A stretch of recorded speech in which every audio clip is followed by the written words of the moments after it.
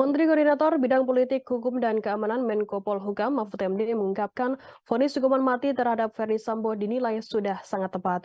Sebab menurut Mahfud, hal itu sesuai dengan pasal yang didakwakan terhadap ex-Kadif Propampolri tersebut.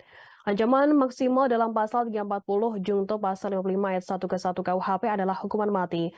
Terlebih berdasarkan pertimbangan hakim, Mahfud menyampaikan tak ada yang bisa mengurangi hukuman maksimal dalam pasal 340 bagi Ferdy Sambo.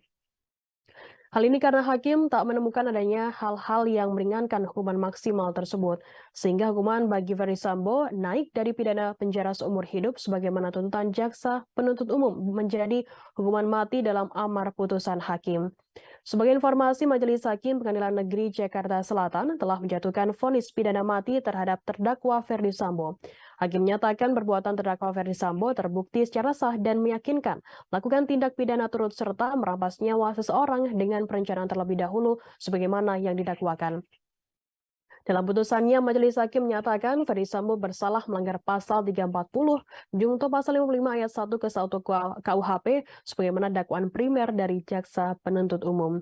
Selain itu, Ferdy Sambo juga dinyatakan bersalah melanggar pasal 49 junto pasal 33 Undang-Undang ITE nomor 19 tahun 2016 junto pasal 55 ayat 1 ke 1 KUHP dalam kasus dugaan perintangan penyidikan atau obstruction of justice tewasnya Brigadir J.